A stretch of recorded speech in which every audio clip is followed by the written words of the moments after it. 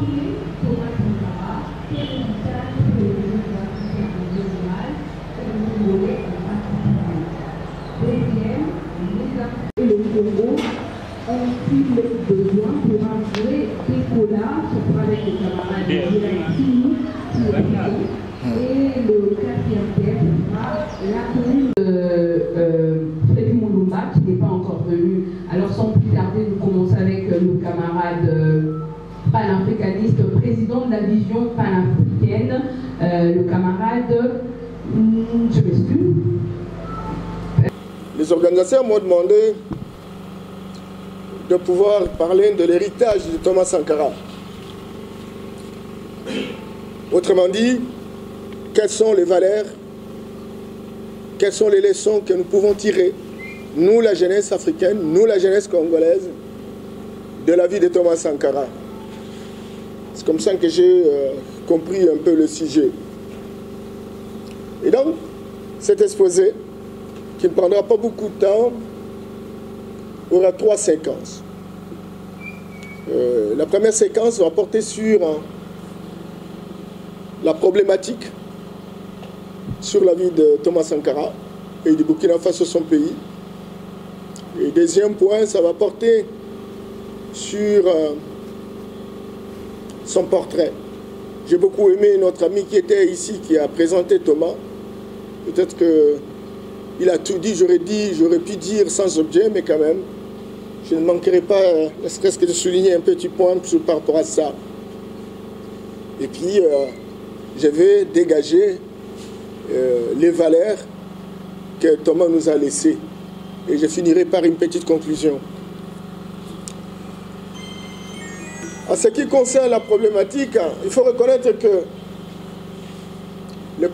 l'Afrique, notre mère patrie, c'est un continent problématique par excellence. Un continent qui a été doté de toutes les richesses.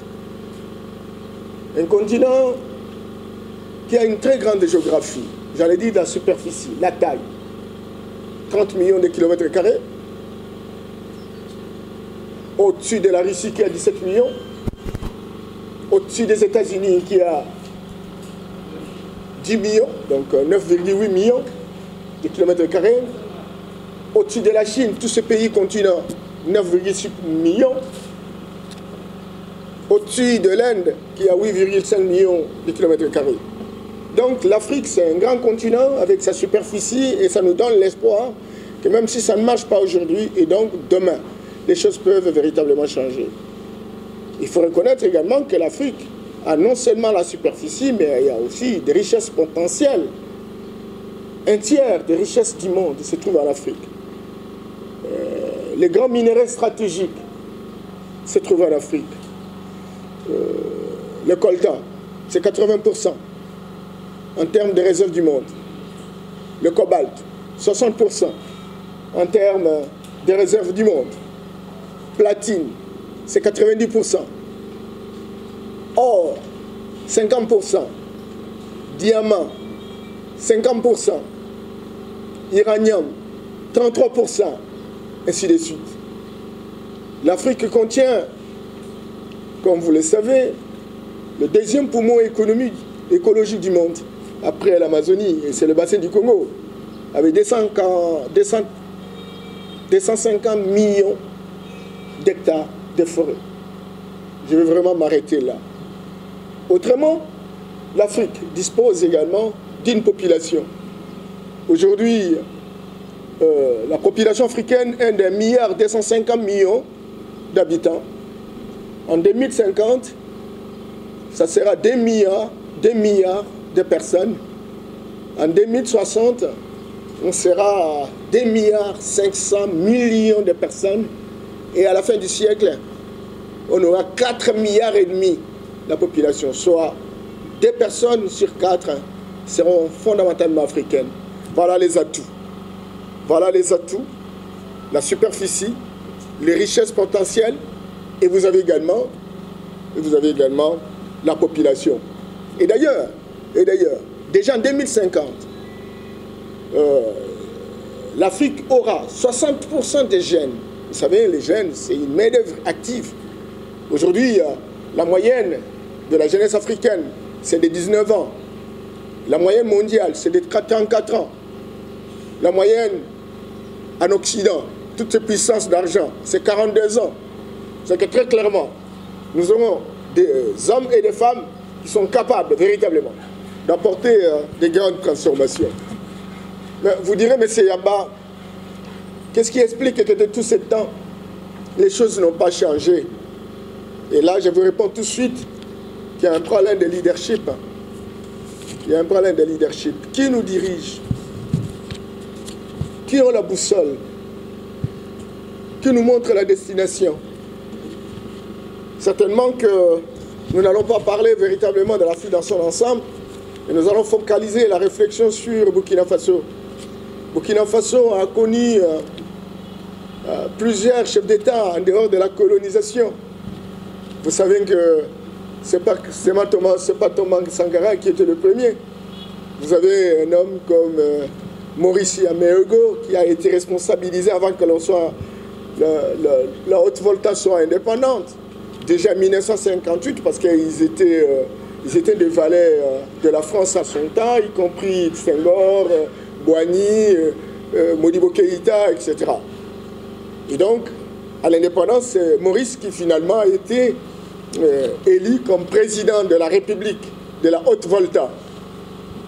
Après Maurice Yameego, vous savez que dans les années 65-66, l'Occident qui nous a colonisés avait mis un nouveau système qu'on appelait la décolonisation ou la colonisation inachevée, et qu'on voulait avoir des nations qui sont dirigées par des leaders qui font asseoir une discipline à outrance.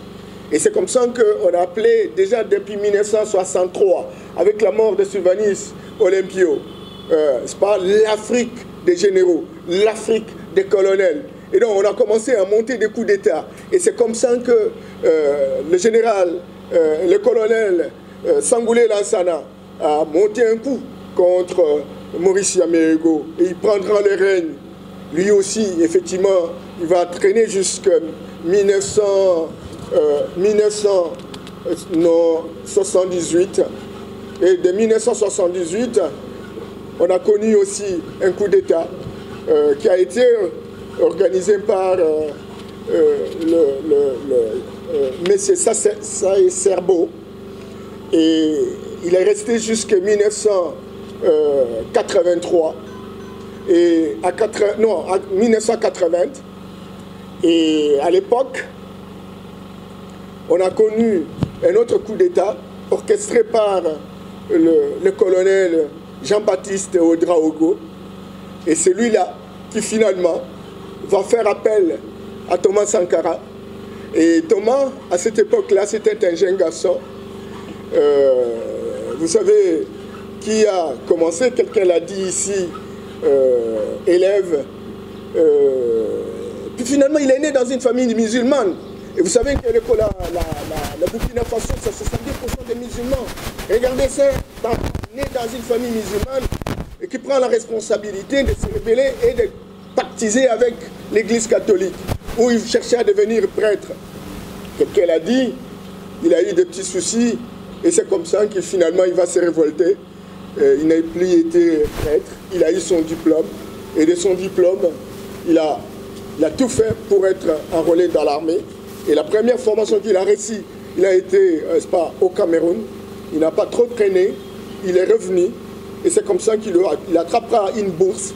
Et cette bourse pour aller au Madagascar, pour apprendre l'économie politique, pour apprendre l'économie agricole, etc.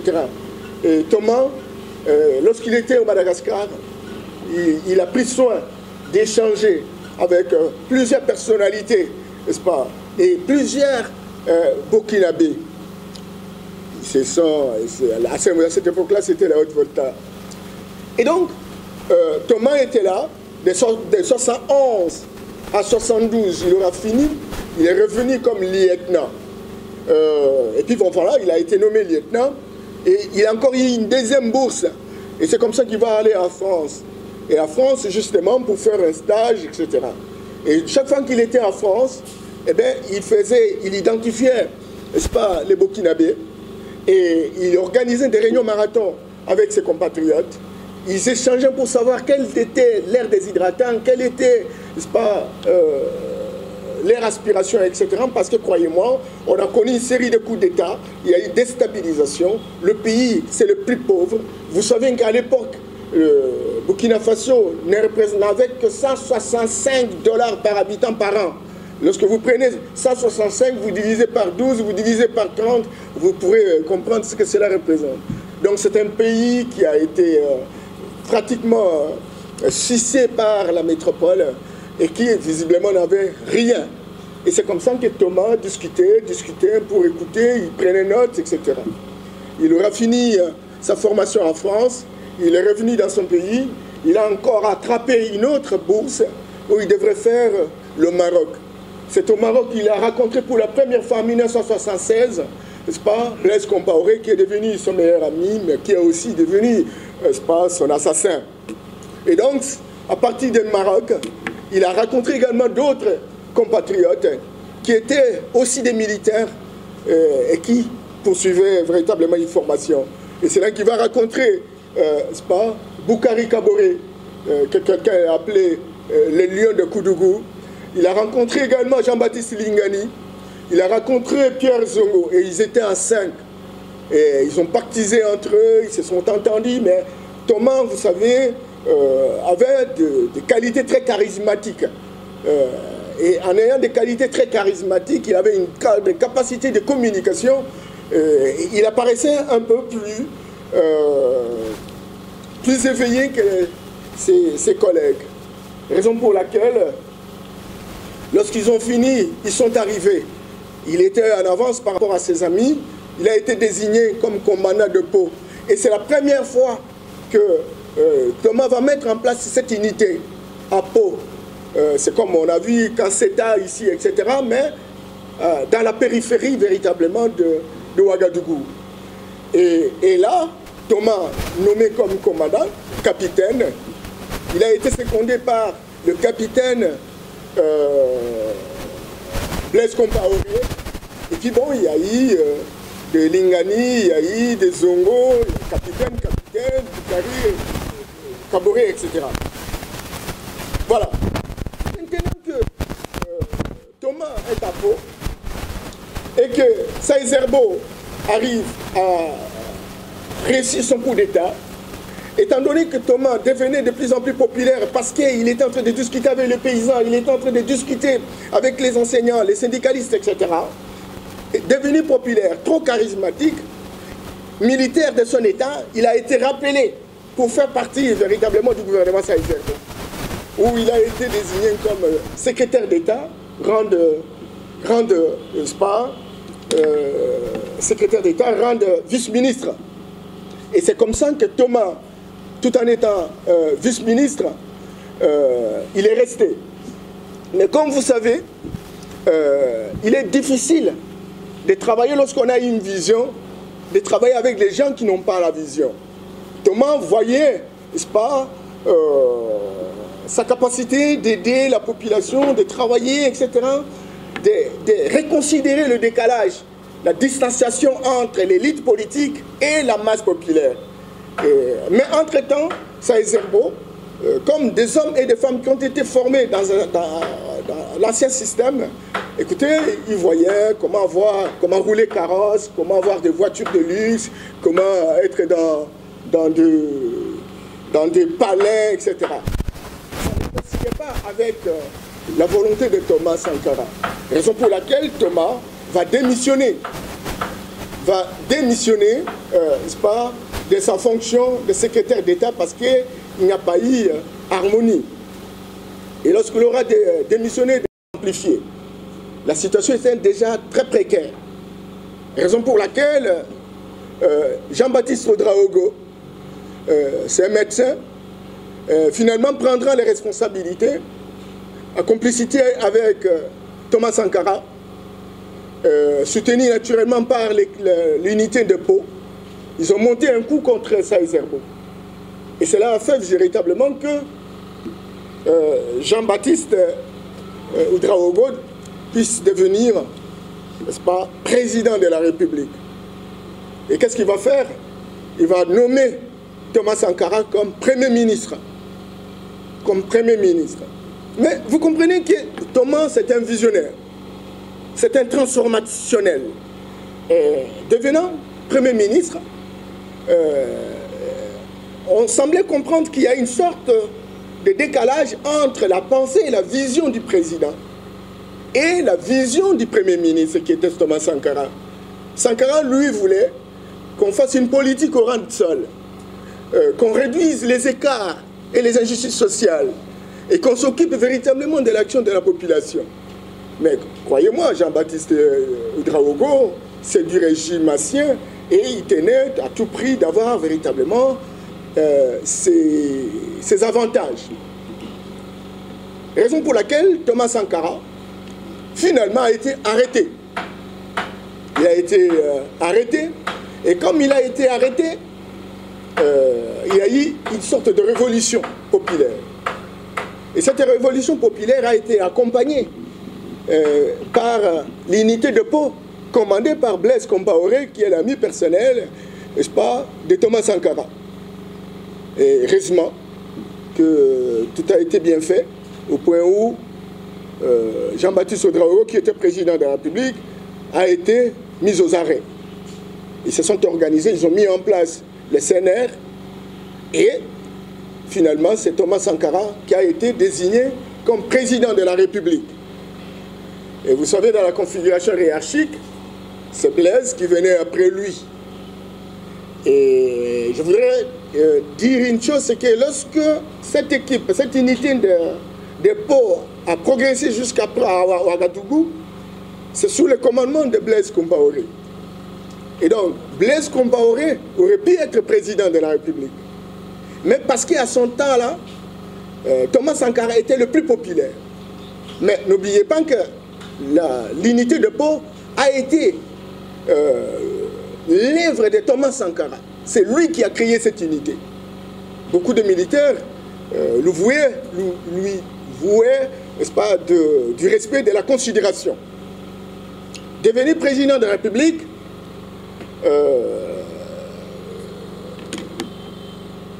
Thomas Sankara commence d'abord par un certain nombre de décisions. La première décision, c'est de dire le pays s'appelle Haute-Volta. Ça sont des appellations que les Blancs, les Français ont amenées. Ça ne représente rien avec les réalités de la culture burkinabé. Ça ne disait rien si ce n'est que des appellations de Blancs. Et comme Sankara, c'est un panafricaniste, Sankara, il était dans la logique de rétablissement de l'identité culturelle. Sankara était dans la logique de la restauration de la spiritualité authentique. Il a dit, il a fouiné, il a dit, c'est mieux pour rebondir. Il faut que nous ayons un nom qui correspondrait à la réalité burkinabé. Et c'est comme ça qu'il est arrivé finalement à changer de Haute-Volta à Burkina Faso. Et Burkina Faso signifie la terre des hommes intègres. Là, Thomas lance un message pour dire que maintenant ou jamais, les Burkinabés doivent être intègres. Le nom du pays l'explique très bien. Et donc, il faut que tout le monde soit intègre. Alors maintenant, pour qu'on soit intègre, on commence où? Et donc, Thomas dit, il faut changer le train de vie de l'État. Le train de vie de l'État, ça veut dire, au lieu de rouler carrosse, au lieu d'avoir des voitures de luxe, au lieu de prendre les avions dans le business class, etc., au lieu d'avoir des indemnités qu'on appelle généralement les dotations, il faut avoir des primes. Thomas a coupé tout court, a coupé court à tous ces avantages-là.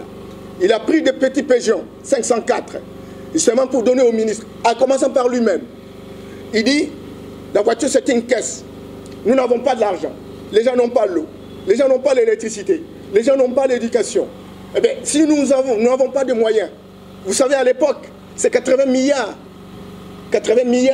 de francs CFA. ça ne représentait même pas, ça ne faisait même pas 1 milliard de dollars comme budget de la République, avec un déficit de 12 milliards de francs CFA. Donc le pays, c'était un pays très pauvre. Et Thomas dit, comme nous n'avons pas beaucoup de moyens, nous devons diminuer les besoins et nous devons prioriser, n'est-ce pas, les actions qu'il faut véritablement mener. Raison pour laquelle Thomas a coupé ses avantages. Et vous comprenez que les Africains, j'allais dire les Burkinabés, qui ont commencé, qui avaient un système corrompu, d'abord par la France, etc., ne pouvaient pas accepter naturellement qu'on puisse leur couper, n'est-ce pas, des avantages. Et les murmures ont commencé. Et il a continué. Il dit, il coupe. Il a mis aussi un système où il faut lutter contre la corruption, le népotisme, le tribalisme, et en mettant en place dans les différentes entités administratives ce qu'on a appelé des tribunaux populaires, ce qu'on appelle le droit réconciliateur, en dehors de la justice moderne. Il dit, voilà, quand il y a un problème, vous êtes en mesure de vous réunir, de discuter et d'écouter et décider par rapport à la notabilité qui se trouve sur place là-bas. Vous comprenez là que c'est un panafricaniste. Lui, il était en train de raisonner Afrique. Il était en train de raisonner Afrique. Donc, on a mis en place des tribunaux populaires. Mais croyez-moi, il n'y avait pas que du bien. Il y a eu aussi certains dérapages dans les chefs, des gens qui ne comprenaient pas encore le mécanisme, etc. Thomas, au-delà de ça, a mis en place une politique d'émancipation de la femme. Au moment où les gens parlent aujourd'hui, je me rappelle bien qu'au niveau même de la France, certainement qu'à l'arrivée de François Mitterrand, on a nommé des femmes. Mais Thomas déjà avait commencé ça, où les femmes ont été nommées ministres, presque 50-50 des institutions, etc. Il a même désigné toute une journée pour les femmes. Et cette journée spéciale faisant en sorte que ces jours-là, les hommes doivent faire le travail que font les femmes. Il faut aller au marché. Ça permettait aux hommes de savoir l'évolution des prix des biens et des services sur le marché. Et c'est les hommes qui préparaient ces jours-là, dans le respect véritablement, n'est-ce pas, de leurs épouses respectives. Il n'y a pas que ça. Thomas a connu une vie d'intégrité par rapport à la protection de sa famille. Thomas était marié, et on l'a dit ici, à Madame Myriam Sankara. C'est une dame intellectuelle. Elle était licenciée à cette époque-là. Et dans le programme français, on disait qu'elle avait la maîtrise en économie. Elle travaillait dans une société japonaise. Et Sankara était même incapable de lui acheter une voiture. Et cette dame a eu la dotation de son entreprise, une voiture qui tombait de temps en temps en panne. Et donc sa femme travaillait, lui travaillait. Donc, mais au moins, il n'avait qu'une seule femme. Voilà un homme. Une seule femme, il n'est pas dispersé. Et il n'avait que ça. Parce que lui, il voulait être en harmonie avec sa conscience. Il ne pouvait pas tromper la vigilance des autres. S'il le trompait, il s'est trompé lui-même. Voilà le niveau d'intégrité. Outre la vie du couple, Thomas Sankara est un écologiste, humaniste et citoyen.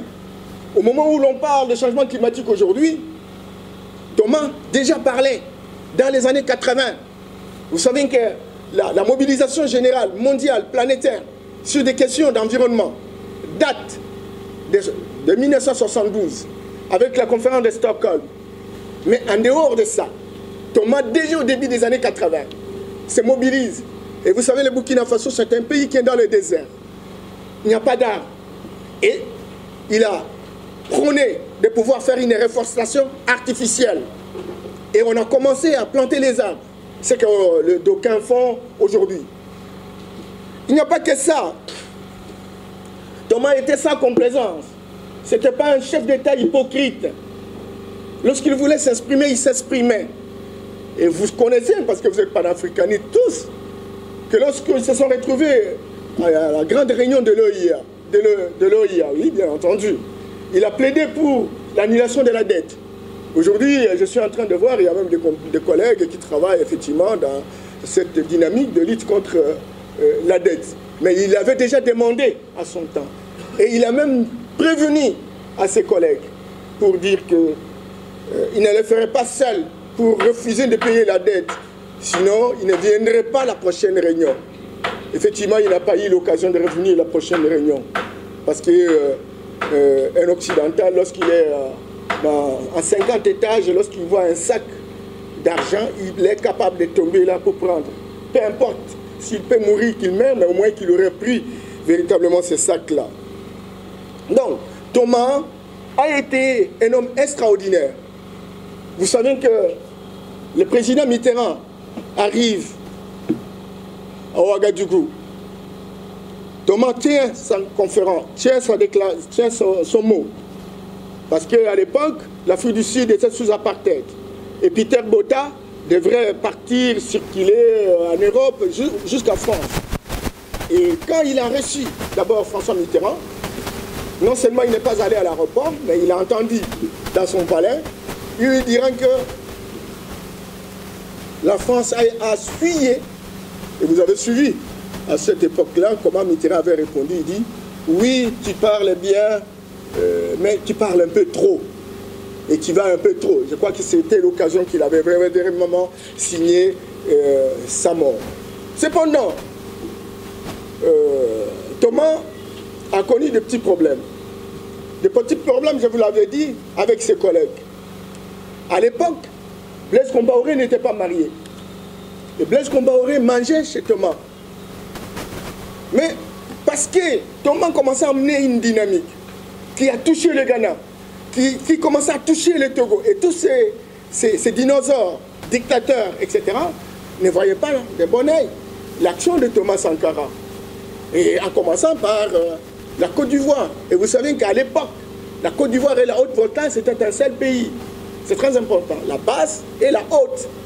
Et donc, comme il se prenait pour le plus grand patriarche d'Afrique, et donc, il a discuté avec les Français, à l'époque, les socialistes, notamment François Mitterrand, il fallait mettre fin à la vie de Thomas Sankara. Alors maintenant,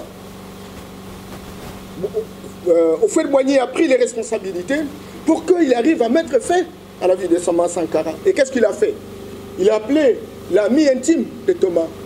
Il n'était pas encore marié, Blaise Compaoré. Et c'est comme ça que la France a donné de l'argent. L'équivalent de 2 millions d'euros aujourd'hui. On a mis dans son compte. Thomas, il est, et je devance, il est mort. Il n'a rien laissé dans son compte, si ce n'est que 150 francs CFA. 150 francs CFA. Il n'a même pas arrangé la maison de son père. Il est même parti avec la dette de son grand frère parce que de temps en temps, il remettait à son père un peu du café pour que Thomas vienne payer. Il n'a jamais payé. Donc c'est un peu, il est parti très pauvre. Il n'a rien laissé même chez lui à la maison. Même pas des chaises, vous imaginez. Thomas est en train de préparer un coup contre nous, va nous tuer tous. Justement pour qu'il puisse véritablement faire son coup et avoir l'aval de tous ses collègues. Croyez-moi, Thomas n'organisait pas sa sécurité. La sécurité de Thomas a été réalisée par Blaise Compaoré. Et Blaise responsabilisait Gilbert Gendéré. Vous avez suivi Gendéré qui à un moment donné, il a fait un coup d'État, il est en prison d'ailleurs aujourd'hui. Et c'est Gendéré l'homme de Blaise. Et c'est lui qui devrait s'occuper véritablement de la sécurité. Et quand Kaboré, lion de Koudougou, vient voir Thomas pour lui dire que Blaise préparait son coup, Thomas répond pour dire, si Blaise prépare un coup contre moi, ça sera imparable. Ça ne sert même pas de me le dire, parce qu'il va réussir. Il connaît tellement de choses, plus que tout quiconque. Vous ne connaissez pas des choses que je connais avec Blaise. S'il décide à la minute, il mourra. Donc ça ne sert pas. Mais je ne pense pas qu'il puisse prendre le risque de me tuer. Et les autres, Kaboré s'est replié, lui devenait n'est-ce pas, le chef d'unité à Koudougou, il est encore revenu pour dire à Thomas qu'il est rassuré que Blaise veut le tuer. Et Thomas insista de cette manière-là. Il dit qu'il commence, pas moi. C'est lui qui veut trahir l'amitié, qu'il trahisse l'amitié. Voilà pourquoi, ce jour-là, vous avez créé ce qu'on appelait le comité national révolutionnaire, le CNR. Et on devrait réfléchir pour créer un parti politique. Ils se sont donné rendez-vous. Et puis le moment de rendez-vous, Thomas arrive, il trouve simplement 5 personnes, 7 personnes dans la salle. Il n'a pas vu Blaise. Et quand on pose, on appelle Blaise dit, il est malade, il est dans sa chambre. À ce moment-là, Blaise se trouvait à l'ambassade de France. Parce qu'ils savaient véritablement qu'ils vont tuer Thomas ce jour-là. Et donc, ils ont fait ce qu'ils ont fait. Notre ami qui a présenté la chose l'a si bien présenté. On a commencé à tirer, on a tiré les chauffeurs, on a tiré les gardes, les deux qui se trouvaient dehors. Et Thomas, pour sécuriser ces hommes, il est sorti. Et il a levé le main pour qu'on ne puisse rien faire, mais on a tiré sur lui et il est décédé. Voilà un peu la péripétie véritablement de Thomas Sankara. Comment il a perdu sa vie le 15, n'est-ce pas, octobre 1987, parce qu'il avait véritablement envie de servir son pays. Je voudrais ajouter quelque chose en disant que lorsque il a regardé la complexité de la dynamique qui a été mise en place, des revendications au niveau des tribunaux populaires, des revendications au niveau des injustices sociales, des revendications au niveau des services qu'il fallait offrir à la population. Et Thomas va faire une conférence de presse en disant « Je suis là comme quelqu'un qui pédale et qui est sur une colline. Si j'arrête de pédaler, je vais tomber, je vais rentrer par derrière. Et je suis obligé de continuer à pédaler pour ne pas tomber. Parce qu'il croyait qu'il y avait un décalage entre sa vision et la vision de l'élite qui l'entourait. Et il faut également mesurer le décalage avec la vision de la masse à l'époque. Et donc, on s'est retrouvé dans cette situation-là. Alors, qu'est-ce que je peux dire comme faiblesse, avant que je tire des leçons? La faiblesse, c'est que l'élite africaine, elle est très faible. Au-delà du paradigme qui est fondamentalement occidental, où nous copions l'Occident, tout ce que fait l'Occident comme ayant l'idéal civilisationnel, encore que cela n'est pas vrai. L'Occident n'a pas l'idéal civilisationnel. La théorie de la complexité d'un occidental, d'Edgar Morin, montre très clairement qu'il n'y a pas une civilisation qui soit supérieure à une autre. Aujourd'hui, on parle même de la théorie des deux vérités contraires. Donc, pour ce qui représente votre vérité, ce n'est pas la vérité, ce n'est pas ma vérité. Nous n'avons pas été des gens sans culture. Non, nous avons vécu 35 siècles, ça c'est Benga qui l'a dit. J'ai suivi le professeur Kabongo dire que c'est 10 000.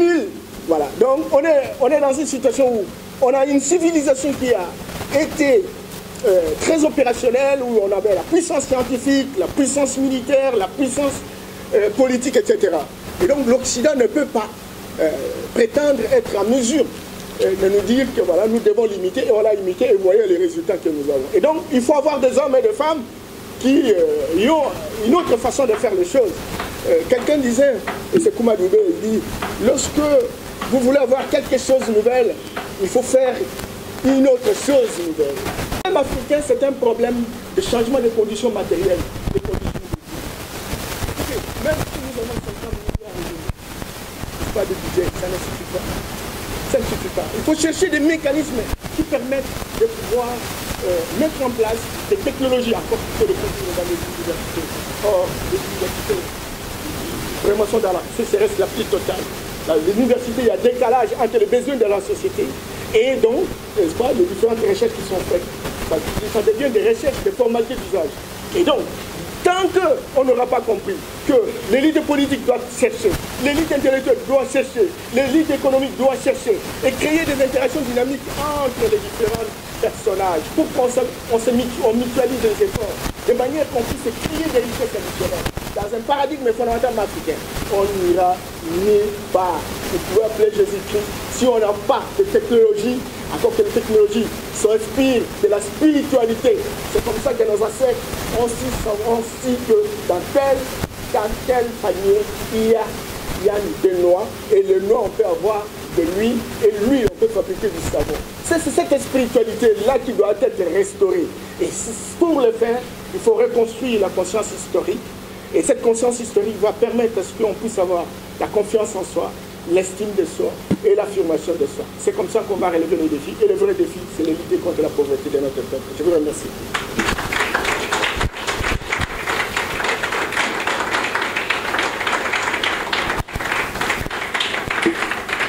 Mon sujet à moi, donc la jeunesse africaine, vous avez dit la jeunesse africaine en crise. En crise de leadership. Non, il n'y a pas de crise de leadership, ils viennent vous parler de Sankara. Moi, je voudrais plutôt dire ceci, que l'homme peut transformer la société et l'homme peut transformer la nature. Pour transformer la nature, l'homme utilise les sciences. C'est ça, non?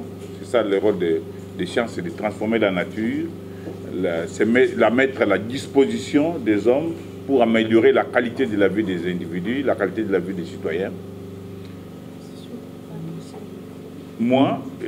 Et l'homme aussi peut transformer la société. La société humaine ici peut être transformée par des moyens naturels. Et ces moyens naturels que Dieu nous a donnés, c'est ce qu'on appelle la lutte collective. Si Sankara est réussi, c'est parce que justement, il a fait ce qu'on appelle la lutte collective. Donc je vais vous parler de la lutte collective pour que vous puissiez comprendre que vous avez en main un instrument puissant pour changer la société, l'améliorer, n'est-ce pas, et c'est la disponibiliser. La lutte collective part de deux principes, de deux paradigmes. Le premier, c'est que l'essor de l'être humain, l'essor du peuple est dans ses propres mains.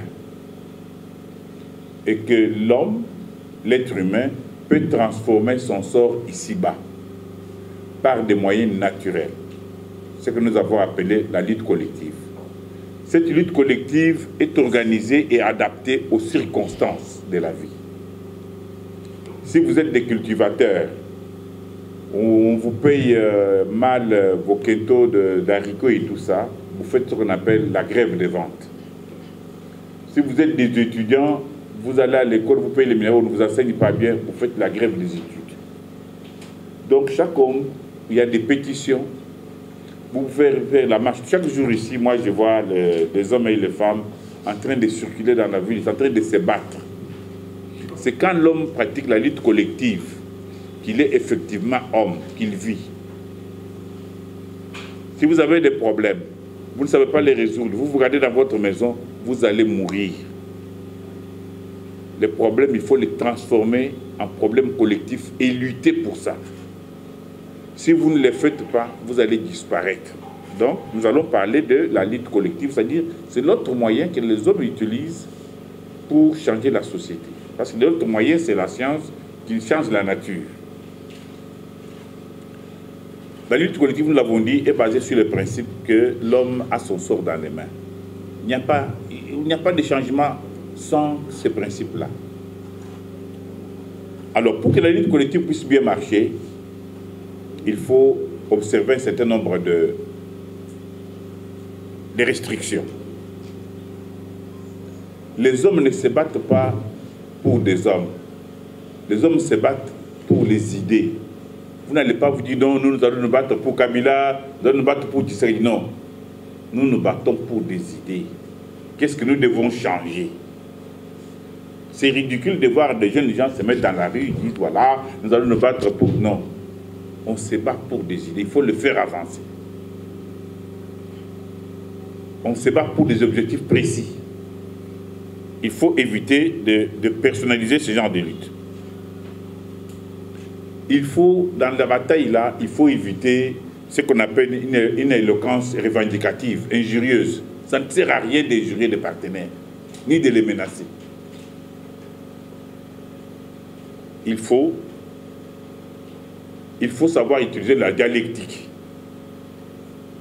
C'est-à-dire, dans toutes les luttes que nous faisons pour de grandes idées, je ne sais pas, les salaires, le changement de transport, tout ça, il faut commencer par les besoins immédiats du peuple. Chaque fois que vous tenez un discours, il faut commencer par les besoins immédiats du peuple. C'est-à-dire introduire le problème des pains dans un problème politique. Ça veut dire quoi? Vous voulez vous battre pour que, n'est-ce pas, Kabila revienne au pouvoir, ou que Tshisekedi quitte le pouvoir. Si vous le dites comme ça, les gens ne vont pas comprendre. Commencez d'abord par poser des questions comme le faisait Sankara à ses amis. Il dit, qu'est-ce que vous mangez? Vous mangez du riz, mais vous n'en produisez pas. Vous mangez du pain, mais vous ne produisez pas les blés. Donc il faut commencer d'abord par des problèmes immédiats. Expliquer aux Congolais, mais si vous ne gagnez pas un salaire, on ne vous paye pas. Voilà, on ne vous paye pas pourquoi? Parce qu'il y a des gens qui nous exploitent, qui volent tout l'argent, et il y a des preuves pour le montrer. Il faut toujours introduire les grands idéaux à partir des problèmes les plus matériels. Comme ça, les gens vont vous saisir. Parce que les gens ne s'intéressent qu'aux choses où leurs intérêts les plus immédiats sont bien présentés. S'ils ne retrouvent pas, vous commencez avec une dialectique lourde, ils ne vont pas comprendre. La lutte collective peut marcher si vous l'adaptez, vous l'organisez selon les circonstances de la vie. Nous l'avons dit tout à l'heure, il y a des enseignants qui se battent là-bas. Il faut discuter avec eux. Vous vous battez pourquoi? C'est pour cela que les enseignants aujourd'hui ont maîtrisé la lutte collective. Ils ne font de la grève qu'à la rentrée scolaire. Même les professeurs d'université que nous sommes ici, nous faisons la grève qu'à la rentrée scolaire. Parce qu'à ce moment-là, il y a une pression sociale, n'est-ce pas, qui plane au-dessus des dirigeants politiques. Vous n'allez pas faire une grève si cette grève-là ne peut pas faire une pression sociale, une pression politique sur ceux qui doivent, sur les décideurs. Tout ça, ça doit se savoir. Nous disons que quand vous faites la lutte collective, il faut que vous ayez les moyens de contrôler ceux qui parrainent cette lutte-là. Vous ne faites pas la lutte collective d'une façon aveugle. Vous avez des dirigeants, vous avez une avant-garde qui dialectise, qui donne des idées, qui donne des objectifs. Mais vous devez avoir les moyens en tant que peuple de contrôler ces élites-là. Ils ne doivent pas être laissés comme ça, parce qu'on a vu au Congo des gens qui se réveillent le matin, ils disent voilà, nous sommes les syndicalistes, nous représentons des syndicats des enseignants, ils vont là-bas, ils vont voir un dirigeant, ils ont de l'argent, et puis ils rentrent, ils commencent à vous raconter des choses incohérentes. Vous devez trouver le moyen dans votre lutte-là, dans votre groupe-là, vous devez avoir des moyens sûrs pour contrôler, n'est-ce pas, les élites qui dirigent cette bataille-là. Sinon, vous n'aurez pas de fruits. Ils vont aller prendre des engagements ailleurs et vous ne saurez pas les contrôler. La lutte collective en Afrique ou au Congo ici connaît beaucoup de barrières. Pourquoi? Parce qu'il y a encore des problèmes ethniques. Je me rappelle, dans une entreprise de la place, les gens disent que voilà, nous sommes impayés. Un exemple très simple. Il y avait la SONAS ici, où les gens sont restés pendant plus de 50 mois impayés.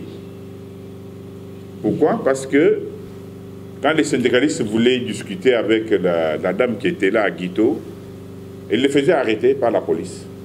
Et tout le monde avait peur. Donc, les grands ennemis de la lutte collective, c'est la peur.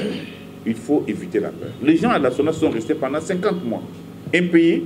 Et il y avait une jeune dame qui était la DG, qui ne payait personne, qui se promenait dans la rue ici, et les syndicalistes étaient mis en prison, Et quand j'ai demandé aux agents de la société, mais pourquoi est-ce que vous n'êtes pas en mesure de vous mettre dans la rue, ici devant votre bureau sur le boulevard, de bloquer la route, de fermer la route? Oh non, le commissaire général Kassongo va venir. Donc quand vous arrivez à ces niveaux-là, quand vous êtes incapable de dépasser ces niveaux-là, vous n'allez pas marcher. Mais il y avait aussi d'autres problèmes. Bien avant à Guito, il y avait d'autres gens à la SONAS là qui dirigeaient. Et quand il y avait des problèmes, je disais, mais pourquoi est-ce que vous ne pouvez pas marcher? Ils disaient, oh non, nous sommes des Bangala, notre DG c'était Mungala, nous ne pouvons pas marcher. Donc il y a un tribalisme idiot comme ça dans nos relations au Congo, qui fait que des gens qui ont des problèmes sérieux, les enfants ne vont pas à l'école, ils n'ont rien à manger, et le DG là, lui circule, roule carrosse, et les gens disent non, parce qu'il est de notre ethnie, de notre tribu, nous ne pouvons pas marcher. Donc, les barrières ethniques sont des choses qui ne doivent pas exister. Il y a d'autres barrières, les barrières sociales. Il y a toujours dans la société des gens, dans une entreprise, dans une société, dans une communauté, il y a toujours des gens qui tirent profit de tout ce qu'il y a comme exploitation là, c'est-à-dire des chefs des tribus, des chefs des villages, des commissionnaires. Ces gens-là sont les ennemis du peuple. Quand vous voulez organiser une marche, une lutte collective, ils vont vous dire non, non, il faut faire attention. Moi, je les connais personnellement. Non, non, ces barrières sociales-là, il faut les éviter. Le moyen d'expression. Dans un pays comme le Congo, où depuis l'indépendance, il n'y a que 10 à 15%, 12% des Congolais qui manient le français, nous voulons toujours discuter en français avec des gens. Vous allez voir des femmes à Kimbassé que vous allez parler en français. Il n'y a pas un moyen d'expression, n'est-ce pas, au niveau national, qui permet à tous d'accéder à l'information. Et ça, c'est dangereux. Vous ne pouvez pas continuer comme ça dans un pays comme le Congo, à discuter, enfin, à laisser des députés provinciaux, des députés nationaux au niveau des amphithéâtres là-bas, au niveau du Parlement, ils ne parlent que français. Même à l'Assemblée nationale, à l'Assemblée provinciale de Kinshasa, des élus de Kinshasa s'expriment en français lors des plénières. Mais toutes les femmes de Kimbansek, de Massina, de Mongafula qui ont tenu ces gens-là vont accéder à l'information comment? 32 ans sous Mobutu, qui nous introduisait toute la parole. Kabila a tiré sur, n'est-ce pas, des marchands, enfin ceux qui marchent, des marcheurs à main nue, ont tiré dessus. Cette expérience-là est déjà passée. Maintenant, là, ne laissez personne casser la transition démocratique. Vous avez le droit de parler. Mais quand on parle seul, on ne gagne pas son combat. Il faut se mettre ensemble.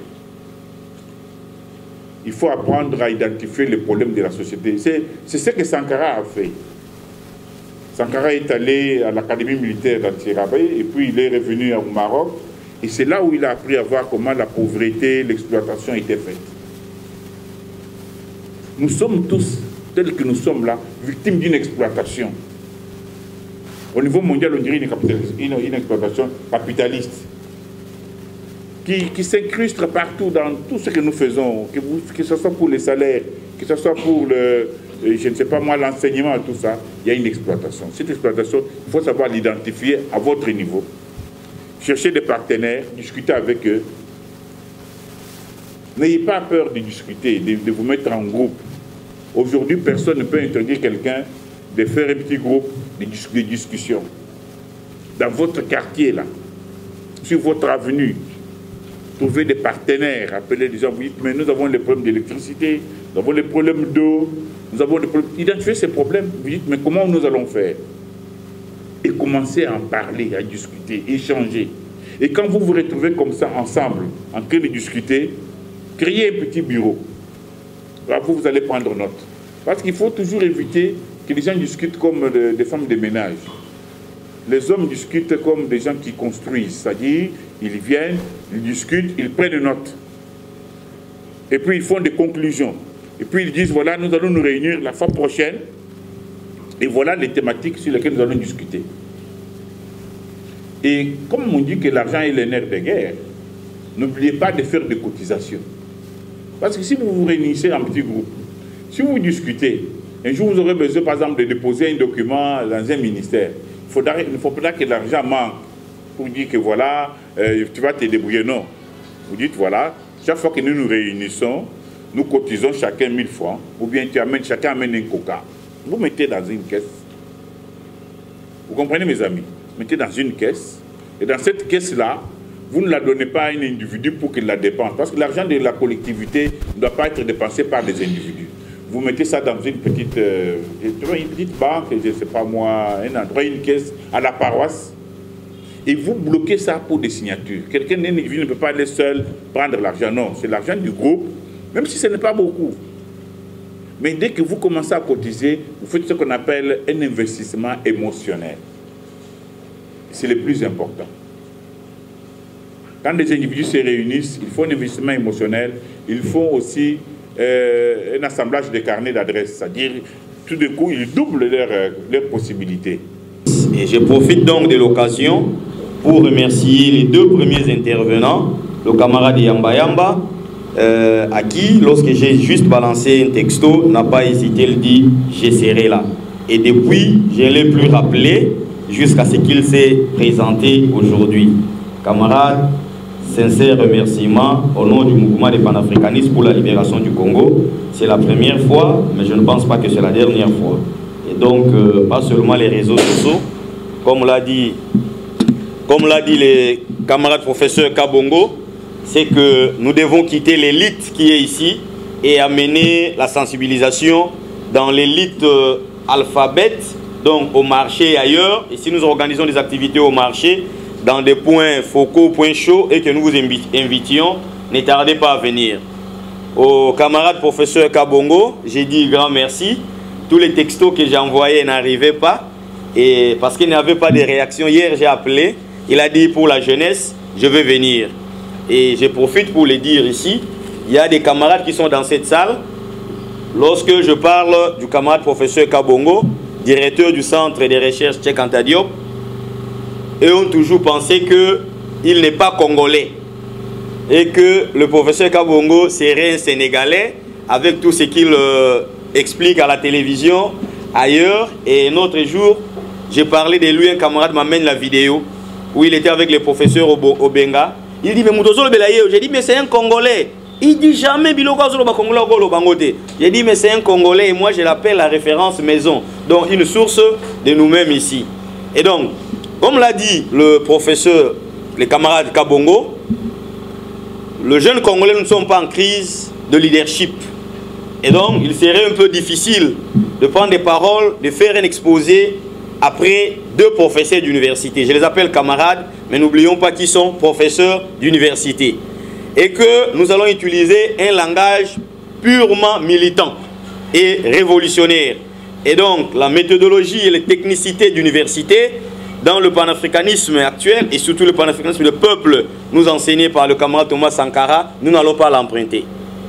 Et donc, de ces faits, nous devions exposer ou donner notre contribution sur quels dirigeants l'Afrique, quel genre ou sorte de dirigeants l'Afrique a besoin aujourd'hui pour son vrai décollage. Parce que tous, nous continuons à pleurnicher, à pleurer et l'espoir s'est envolé.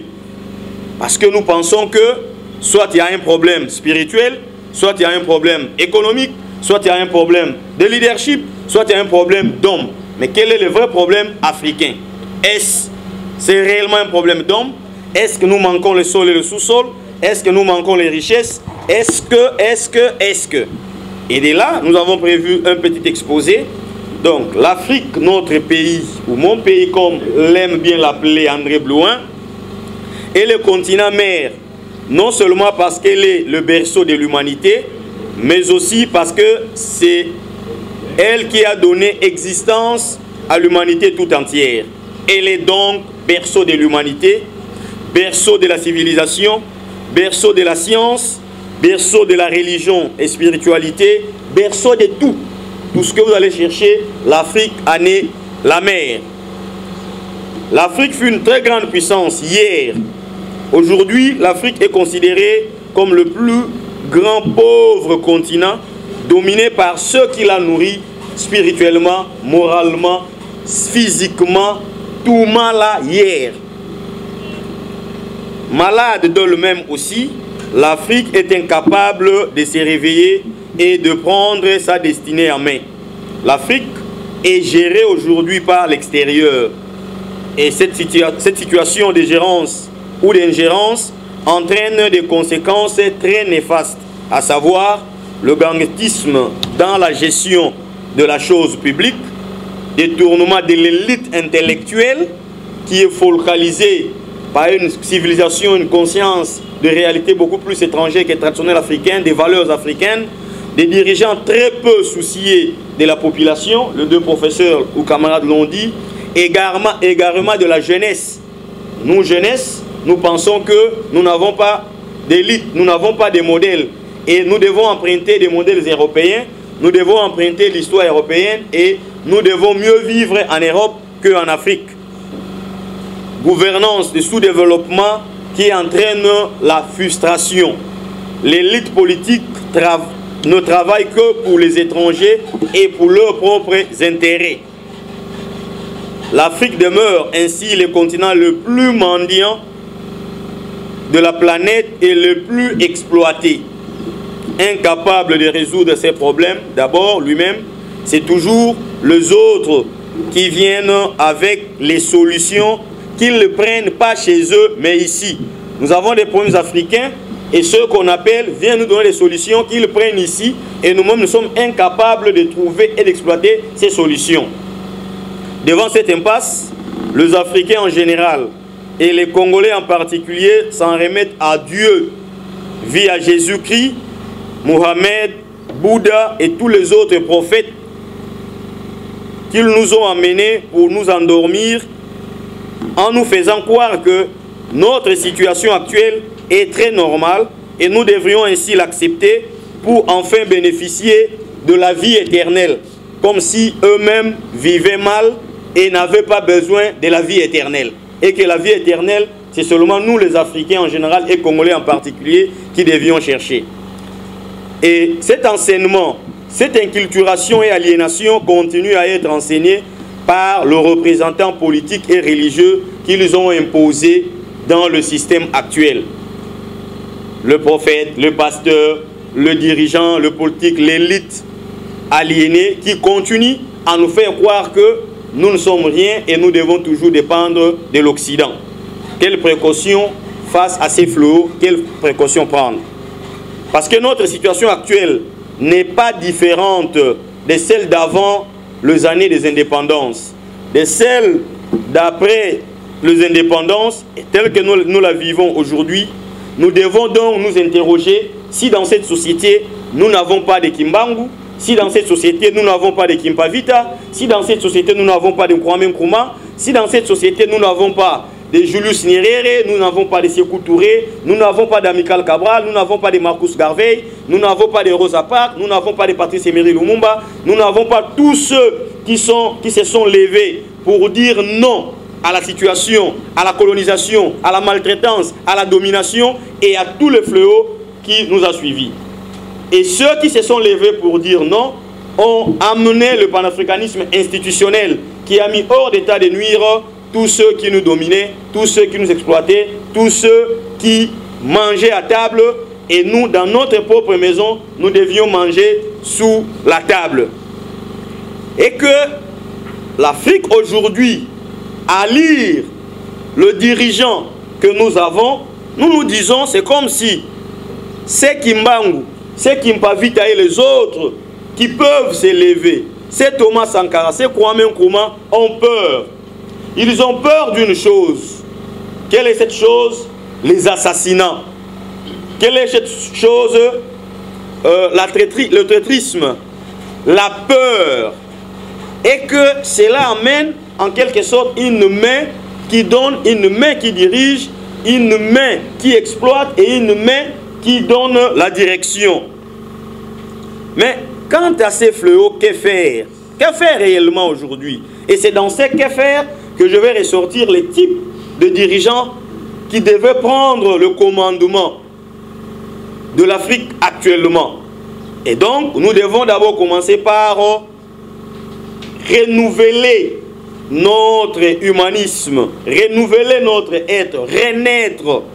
Nous devons donc avoir de nouvelles valeurs. Nous devons donc avoir un nouveau leadership. Nous devons avoir des dirigeants kamites.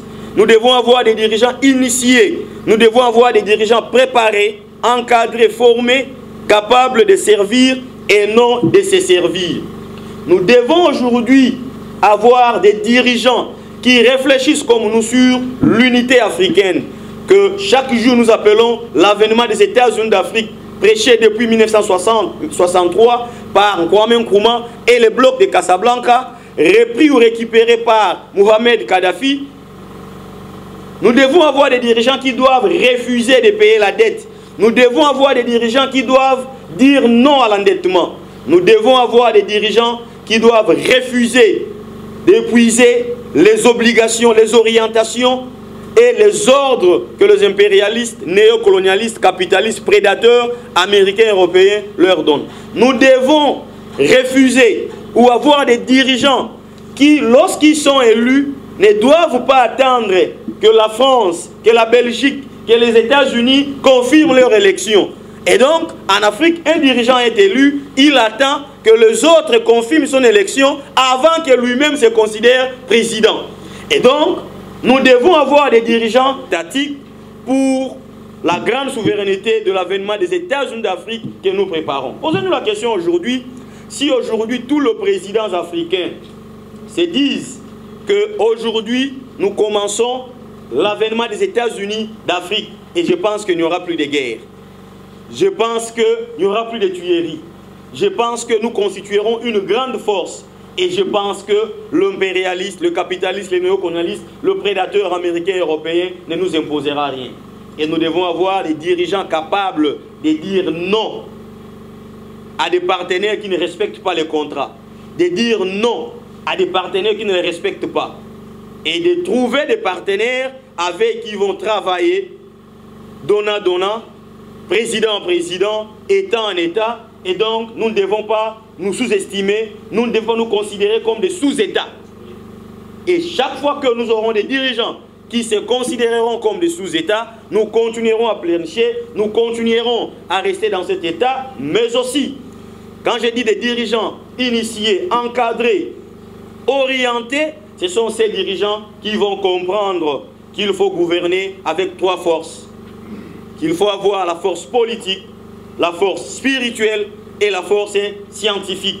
Et si nous avons des dirigeants qui pour eux pensent que les valeurs traditionnelles africaines, le chef, les coutumiers, les initiateurs, le grand maître africain n'inspirent pas, il faut aller à la franc-maçonnerie, il faut aller à l'occultisme, à la rose-roi et consort, je pense que ces gens-là chez eux vivent mieux parce que ces esprits collaborent en réalité avec leurs descendants, contrairement à nous. Voilà pourquoi nous, généralement, nous souffrons. Nous devons avoir des présidents, des dirigeants qui ont la possibilité de dire aux camarades frères, comme l'a dit Julius en Afrique du Sud, que le problème sud-africain, ce n'est pas le frère camarade noir qui vient vivre en Afrique du Sud, mais les problèmes sud-africains, ce sont le blanc fermiers qui ont continué jusqu'aujourd'hui à s'accaparer du sol sud-africain. Et pour la main-d'œuvre, il faut venir nos frères des autres pays pour venir travailler. Quel est cet Africain d'autres pays qui est concessionnaire en Afrique du Sud pour qu'on vive la xénophobie? Lorsque le peuple s'élève, l'impérialisme tremble. Lorsque le peuple s'élève, l'impérialisme tremble. Lorsque le peuple s'élève, l'impérialisme tremble. L'homme vit à l'esprit de Thomas Sankara, l'homme vit. L'homme vit. L'homme vit à l'esprit de Thomas Sankara, l'homme vit. L'homme vit. L'homme vit à l'esprit de Patrice Emery Lumumba, l'homme vit. L'homme vit. Viva panafricanisme, viva. Viva. Viva panafricanisme, viva. Viva. Viva panafricanisme, viva. Viva. À bas l'impérialisme et à bas. À bas. À bas le capitalisme et à bas. À bas. À bas le néocolonialisme et à bas. À bas. À bas le prédateur à bas. À bas. La patrie ou la mort, nous verrons. La patrie ou la mort, nous verrons. L'Afrique ou la mort, nous verrons. L'Afrique ou la mort, nous verrons. Camarades, l'Afrique doit s'unir dès maintenant, sinon nous allons tous périr. Merci beaucoup. Merci.